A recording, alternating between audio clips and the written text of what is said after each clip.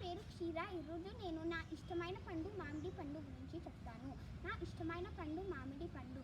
మామిడి పండు భారతదేశపు జాతీయ ఫలం.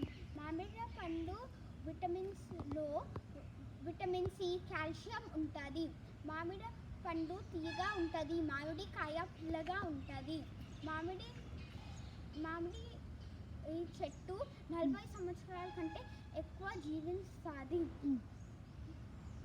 మామిడి పండు 100 రకాలు పైన భారతదేశంలో దొరుకుతాయి. మామిడి పండు వేసవి కాలంలో ఎక్కువగా దొరుకుతాయి. మామిడి పండుతోని తాండ్రా, పచ్చడి, జ్యూస్, లస్సీ, ఐస్ క్రీమ్ చేస్తారు. మామిడి